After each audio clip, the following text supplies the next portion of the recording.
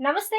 Welcome to CVR. నేను మీ సభ్య సమాజం సిగ్గుపడవలసిన రోజులివి. ఈ మాట ఎందుకు అంటున్నానంటే, రాజస్థాన్‌లోని శ్రీ గంగానగర్ కాలనీలో 13 ఏళ్ల చిన్నారిపై సామూహిక అత్యాచారానికి పాల్పడిన ఘటన చూసిన తర్వాత సభ్య సమాజం నిజంగానే సిగ్గుపడాలి. 13 ఏళ్ల బాలికని 4 రోజుల పాటు 4 హోటల్‌కి తిప్పుతూ 32 మంది మృగాళ్ళు లైంగిక దాడికి పాల్పడ్డారంటే, ఆ చిన్నారి మనసు ఎంత ఘోషించిందో, ఎంత బాధపడిందో, ఎవరైనా హెల్ప్ చేస్తారేమో అని చెప్పేసి ఎంతగా ఏడ్చి వాళ్ళ అమ్మని, వాళ్ళ నాన్నని ఎంతగా తలుచుకుందో, ఆ విషయాలు ఆలోచిస్తే గుండె తరుక్కుపోక తప్పదు. కానీ ఇలాంటి మృగాలున్న ఇలాంటి సమాజంలో మనం బ్రతుకుతున్నామా? మన పిల్లలకి సెక్యూరిటీ ఎక్కడ? వారు గాంధీజీ చెప్పినట్టు అర్ధరాత్రి ఆడది స్వేచ్ఛగా తిరిగినప్పుడే స్వాతంత్రం వచ్చిందన్నారు.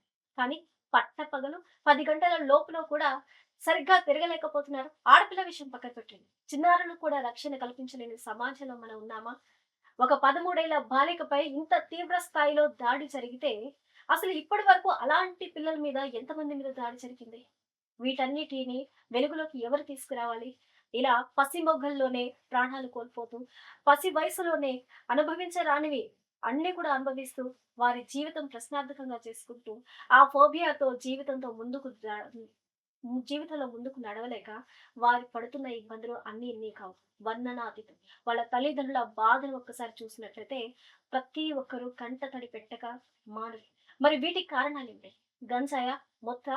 అధికారుల వైఫల్యమా? లేకపోతే చిన్న పిల్లలే ఏం చేస్తుంది? పెద్దవాళ్ళైతే ప్రతిఘటిస్తారు. పసిపిల్లలు ఇష్టానుసారంగా చేయొచ్చు అనే ఒక మూర్ఖత్వం. మృగాల్లాంటి మగాళ్ళు ఎందుకు ఈ విధంగా ప్రవర్తిస్తున్నారు? దీనివల్ల పసిమొగ్గలుగా వాడిపోతున్న చిన్నారుల జీవితానికి భరోసానెవరిస్తారు? ఈరోజు రాజస్థాన్‌లో శ్రీ గంగానగర్ జిల్లాలో 13 ఏళ్ల బాలికపై లైంగిక దాడి ఒకరు కాదు, ఇద్దరు కాదు 32 మంది చేశారు. అది కూడా 4 హోటళ్ళకి తిప్పుతూ. అంటే ప్రభుత్వాలకు దానికి సంబంధించిన హోటల్స్‌ని, యజమానుల్ని కొంతమందిని అరెస్ట్ చేస్తున్నప్పటికీ కూడా, ఆ హోటల్‌ని కూల్చివేస్తున్నప్పటికీ కూడా చిన్నారికి జరిగిన అన్యాయాన్ని వెనక్కి తీసుకురాబోతుందా? రావటం సాధ్యమవుతుందా? ఆ చిన్నారి ఆర్తనాదాలు, ఆవేదన, ఆ తల్లిదండ్రుల బాధ ఎవరు సమాధానం చెప్తారు వీటన్నిటికి అనేది కూడా ఇప్పుడు ప్రతి ఒక్కరు, ప్రతి ఆడపిల్ల తల్లిదండ్రులు ఆలోచించవలసిన పరిస్థితి ఉంది. ఈ కేసుని మనం ఒక్కసారి చూసినట్లయితే 13 ఏళ్ల బాలికపై సామూహిక లైంగిక దాడి. రాజస్థాన్‌లోని శ్రీ గంగానగర్ జిల్లాలో ఈ దారుణ ఘటన చోటు చేసుకుంది. 13 ఏళ్ల 8వ తరగతి విద్యార్థినిపై లైంగిక దాడికి పాల్పడ్డారు. ఆరోపణలు కాదు. ఇవి నిర్ధారించారు. లైంగిక దాడికి పాల్పడ్డారు. అరెస్ట్ కూడా చేశారు. అయితే ఇక్కడ 14 మందిని దీంట్లో అరెస్ట్ చేశారు. కానీ మిగిలిన వారు ఎక్కడ? అంటే ఊరు పేరు లేని ఒక అనామకులు ఒక 14 మందిని తీసుకొచ్చి రోడ్ల మీద నడిపించి కొట్టుకుంటూ మేమేదో న్యాయం చేస్తున్నామంటే సరిపోతుందా? మరి ఈ 14 మంది కాకుండా 32 మందిలో ఉన్న మిగిలిన వారు ఎక్కడ? హై ప్రొఫైల్ పిల్లలు అందులో ఉన్నారా? ఆ చిన్నారి వీడియో మనం ఒక్కసారి చూసినట్లయితే కొన్ని విషయాలు తను మాట్లాడుతున్న విషయాలు మనం ప్రతి ఒక్కరు దొరుకుతారు. దీని వెనకాల కొంతమంది పోలీసులు కూడా ఉన్నారు. వారి హస్తం కూడా ఉంది అంటూ కూడా వారి కుటుంబ సభ్యులు చెప్తున్నారు. అలాగే పోలీస్ వ్యవస్థ కూడా విచారణ పేరుతో అబ్యూజ్ చేశారంటూ కూడా ఆ చిన్నారి చెప్తుంది. కానీ ఇలాంటివి జరుగుతున్నా కానీ పోలీస్ వ్యవస్థలో కూడా ఇంత దారుణంగా ఉన్నాయా అన్న సందేహాలు వ్యక్తమవుతున్నాయి. మరి ఆ చిన్నారిని అయ్యో పాపం అంటూ ధైర్యం చెప్పాల్సింది పోయి బెదిరించడం కావచ్చు. అదే విధంగా ఆ చిన్నారి ఇంకేం చేస్తుంది అంటూ కూడా మిగిలిన వివరాలు తెలుసుకునే ప్రయత్నంలో పోలీసులు వ్యవహరించిన తీరు కూడా ప్రస్తుతం విమర్శలకు తావిస్తుంది. ఇందులో ఒకరు, ఇద్దరు పోలీసులు ఉన్నారు అన్న ఊహాగానాలు వినిపిస్తున్నాయి. నిజంగా ఒకవేళ పోలీసులు ఉన్నారట్లయితే వారి మీద ఎలాంటి చర్యలు తీసుకోవాలంటే, అంటే మన ఇక్కడ తీసుకునే చర్యలు ఏవైతే ఉన్నాయో ఇండియాలో చాలా డ్రాగ్ అవుతుంటాయి. కొన్ని సంవత్సరాలు ఉంటాయి. మరి ఇతర దేశాల్లో అలా ఉండవే. గల్ఫ్ దేశాల్లో చట్టాలు ఎలా ఉంటాయి? ఇలాంటి కార్యక్రమాలకు పాల్పడిన వాళ్ళు నడి రోడ్డు మీద ఉరితీస్తారు. అంతకు మించి శిక్షలుంటాయి. అవి ఇమ్మీడియేట్ యాక్షన్స్ ఉంటాయి. అవి లేకనే ఇప్పుడు ఇవన్నీ కూడా కంటిన్యూ అవుతున్నాయి. అయితే 4 రోజుల పాటు బంధించి పలుమార్లు అత్యాచారం చేసినట్లు కేసు నమోదు. ఘటన వెలుగులోకి రావడంతో దేశవ్యాప్తంగా ఆగ్రహ జ్వాలలు. ఘటన వెలుగొచ్చిన తర్వాత ఆగ్రహం వ్యక్తం చేసి ఏం ఉపయోగం? మన చుట్టుపక్కల ఏం జరుగుతుంది? చుట్టుపక్కల జరుగుతున్న పరిస్థితులు ఏంటి అనేది మనం కూడా బాధ్యతాయుతంగా ఉండాలి. ఎప్పుడైతే మనం బాధ్యతాయుతంగా ఉంటామో ఇలాంటివి జరగకుండా ఉంటాయి. అయితే ఇంటి దగ్గర దించుతాను అంటూ కూడా ఒక ఆటో ఎక్కింది ఈ పాప.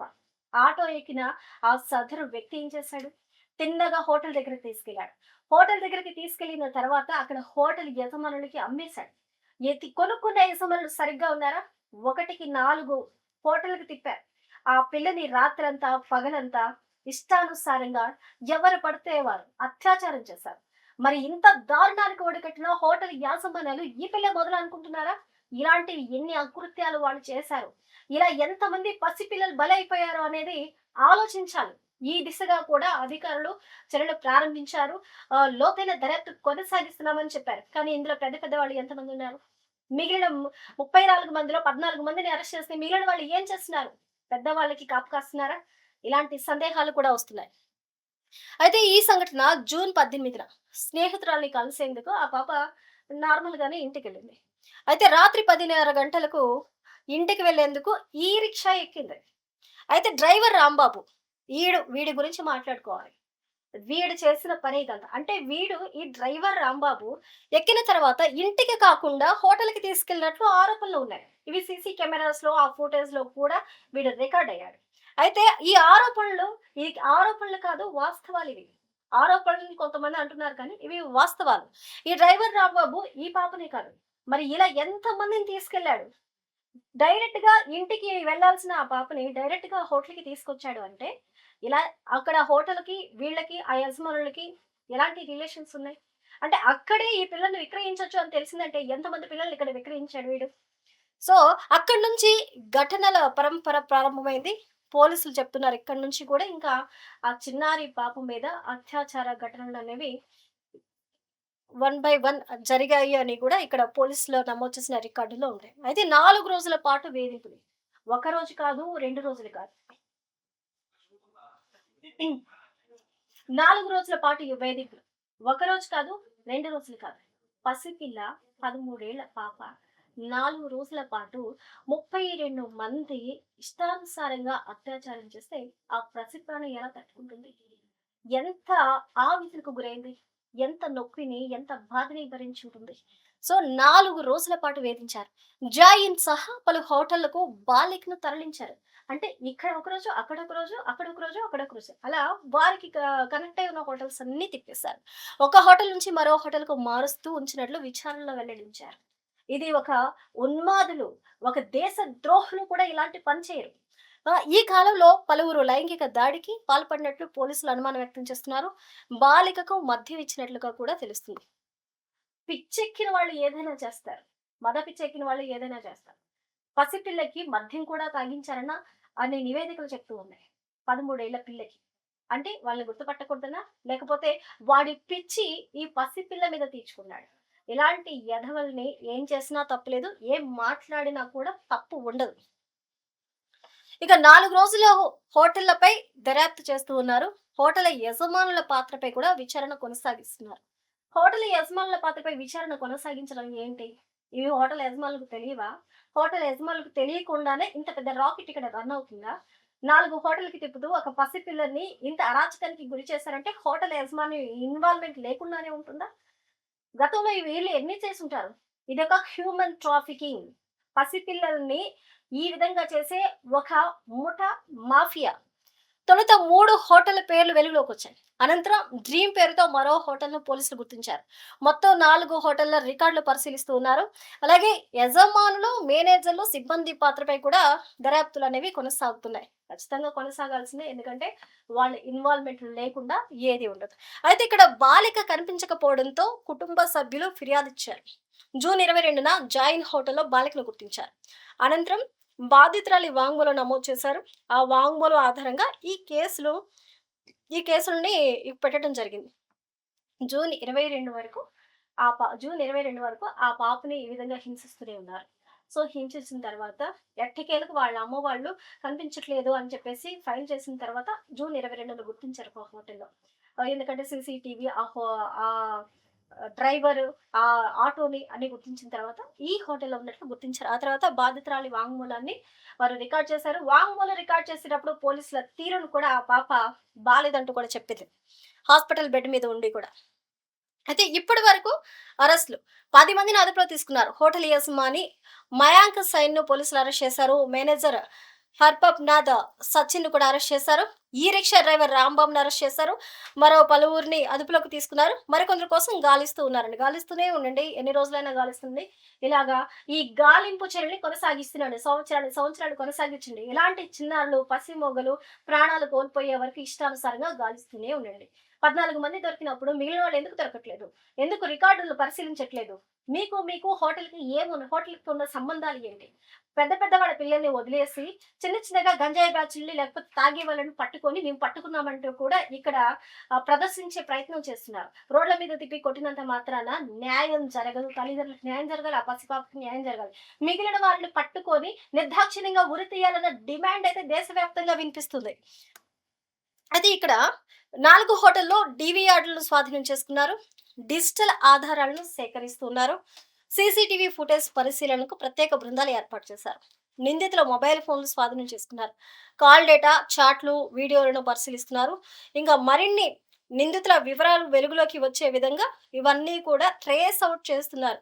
Finger prints, call data, CC cameras ఇవన్నీ కూడా క్షుణ్ణంగా పరిశీలిస్తే దొరుకుతారు. కానీ సీసీటీవీలో ప్రతీదీ కూడా రికార్డ్ అవుతుంది.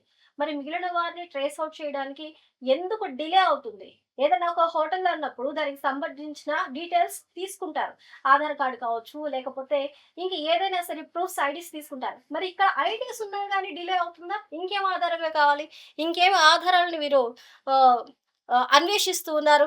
అయితే ఇక్కడ ఎవరెవరు ఉన్నారు? వారికి సంబంధించిన కొన్ని పేర్లు అక్కడ మనకి కనిపిస్తూ ఉన్నాయి.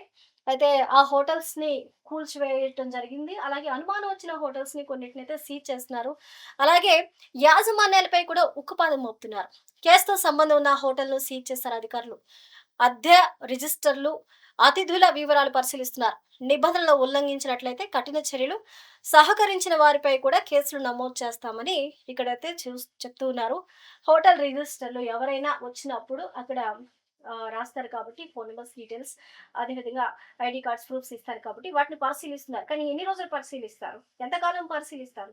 పద్గంటల వ్యవధిలో ఛేదించిన కేసులున్నాయి. మరి ఇలాంటి తీవ్రమైన దేశవ్యాప్తంగా ఆగ్రహ జ్వాలలు పెరుగుతున్న కేసులో కూడా మీనమేషాలు లెక్కించుకుంటూ పోతే ఏం చేయాలి?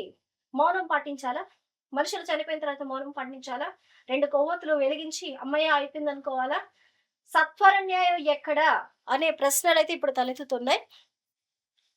అలాగే ప్రజల్లో ఆగ్రహ జ్వాలలు, నిరసనలు మారుమ్రోగుతున్నాయి. శ్రీగంగానగర్‌లో బాలికకి న్యాయం కావాలంటున్నారు.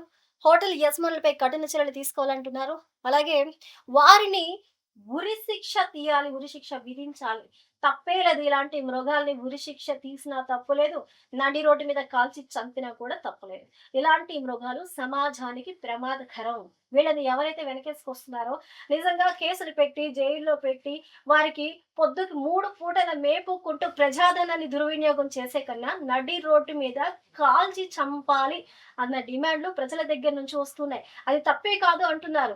ఏవైతే మన ఇండియన్ లా ఉంటుందో దాంట్లో ఇలాంటి మార్పులు చేయాలి. ఇలాంటి వారికి ఏదైనా చేయాలి అంటే భయంతో వణికిపోయే విధంగా మన చట్టాలు మారాలన్న ఆహ్, పిలుపులు కూడా మనకు వినిపిస్తున్నాయి. అయితే ఘటనపై ప్రజలు తీవ్ర ఆగ్రహాన్ని వ్యక్తం చేస్తున్నారు.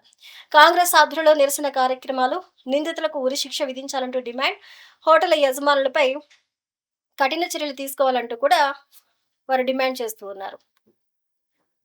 అందరి మీద కఠిన చర్యలు తీసుకోవాలి. ఓన్లీ హోటల్ యజమానుల మీద మాత్రమే కాదు. సో, ఈ డిమాండ్స్ అన్నీ కూడా మనకి పూర్తిగా వినిపిస్తాయి. అయితే దర్యాప్తు కొనసాగుతుంది అని చెప్తున్నారు. పోలీసులు అన్ని కోణాల్లో దర్యాప్తు కొనసాగిస్తున్నారు. బాధితురాలికి వైద్య చికిత్సలు, అదేవిధంగా కౌన్సెలింగ్, మైనర్ గుర్తింపును గోప్యంగా ఉంచే ఆలోచన చేస్తున్నారు. మరిన్ని నిందితులను గుర్తించి అరెస్ట్ చేసే విధంగా చర్యలు తీసుకుంటున్నారు. కోర్టులో బలమైన సాక్ష్యాలతో చార్జ్‌షీట్‌లు దాఖలు చేసే విధంగా కసరత్తు చేస్తున్నారు. అంటే 13 ఏళ్ల పాపకి సంబంధించి మైనర్ అనే విషయాన్ని ఎందుకు దాచే ప్రయత్నం చేస్తున్నారు? ఎందుకు దాయాలి? దీని వెనకాల ఎవరున్నారు? మైనర్ మీద ఇలాంటి అటాక్ జరిగితే ఇది ఫోక్సో కేస్ కిందకొస్తుంది. దానికి బెయిల్ గూడా మనకి రాదు. సో, ఎనకాల ఎవరు లేకుండా దీన్ని ఎవరు ఆపుతున్నారు? ఎవరు దాచడానికి ప్రయత్నిస్తున్నారు? 13 ఏళ్ల బాలికని తెలియట్లేదా? సో, దీని వెనకాల కొంతమంది బడాబాబులు గూడా ఉన్నారు. ఈ రాకెట్ వెనకాల అని గూడా తెలుస్తుంది. వీరి స్వార్థానికి చిన్నారులు బలైపోతూ ఉన్నారు.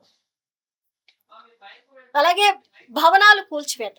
కేసుతో సంబంధం ఉందన్న ఆరోపణలు ఎదుర్కొంటున్న హోటళ్లపై నిబంధనలు ఉల్లంఘించారన్న నేపథ్యంలో హోటల్ బాధిత బాలికకు సంబంధించి ఉంచినట్లు దర్యాప్తులో ఆరోపణలు వెల్లువెత్తుతున్నాయి. అయితే స్థానిక పరిపాలన, మున్సిపల్ అధికారులు, భవన నిర్మాణ అనుమతులు, ఇతర పత్రాలు, అలాగే కేసుకు సంబంధించిన ఆధారాలు ఇవన్నీ కూడా ఆ భవనాలన్నీ కూడా కూల్చివేస్తున్నారు. ఇలాంటివి మళ్ళీ మళ్ళీ జరగకుండా ఇది కరెక్టే. ఇలా అసాంఘిక కార్యకలాపాలకి ఏవైతే వేదికగా ఉంటాయో వాటిని కూల్చివేయాలి. దానికి ఎలాంటి ఎక్సెప్షన్ అనేది కూడా ఉండకూడదు. చర్యలు తీసుకోవటం అయితే మంచిదే. కానీ ఇక్కడ ఈ చిన్న పిల్లలు అతి చిన్న పిల్లలు ఇలాంటి లైంగిక దాడులకి ఈ మధ్య కాలంలో ఎక్కువగా జరుగుతున్నాయి. మరి పసిపిల్లల మీద ఇలాంటి దాడులు గల కారణాలేంటి? మనిషి ఆలోచన విధానం ఎటు వెళ్ళిపోతుంది? అదే విధంగా మహిళలకు కావచ్చు, చిన్నారులకు కావచ్చు అవేర్‌నెస్ ఎందుకు ఉండట్లేదు? ఏదైనా సస్పిషియస్‌గా కనిపించినప్పుడు, అనుమానాస్పదంగా ఉన్నప్పుడు కొన్ని టోల్ ఫ్రీ నంబర్స్ మనకి గవర్నమెంట్ అనేది ప్రొవైడ్ చేయడం జరుగుతుంది. అదే విధంగా చుట్టుపక్కల వాళ్ళకి ఈ పరిస్థితి ఈ విధంగా ఉంది అని చెప్పే స్వేచ్ఛని మన సమాజం మనం వారికి ఇవ్వట్లేదు. సో, వారికి స్వేచ్ఛనివ్వాలి. అదే విధంగా తల్లిదండ్రులు అలాగే సమాజం కూడా పిల్లల పైన బాధ్యతాయుతంగా ఉండాలి. వారు చేసే పనులతో పాటు వారు ఎక్కడికెళ్తున్నారు? వాళ్ళు సేఫ్‌గా ఉన్నారా? సెక్యూర్‌గా ఉన్నారా? పిల్లల మీద నమ్మకం లేక కాదు. సమాజంలో ఉన్న ఇలాంటి మృగాలు చూసి మనం భయపడాలి. ఆడపిల్ల బయటకు వెళ్తున్నప్పుడు మనం ఇలాంటి మృగాలు ఉన్న సమాజంలోకి పిల్లని పంపిస్తున్నామే అనే ఆలోచన ఉండాలి. ఒక తండ్రిగా, ఒక తల్లిగా. అదే విధంగా పిల్లలకి కూడా కొన్ని టోల్ ఫ్రీ నంబర్స్ కావచ్చు, అత్యవసర పరిస్థితిలో మనం చేయవలసిన పరిస్థితులు కావచ్చు, వీటన్నిటిని కూడా తల్లిదండ్రులు ఎడ్యుకేట్ చేయాలి. అలాగే సమాజం కూడా చుట్టుపక్కల జరుగుతున్న ఇలాంటి అఘాయితలను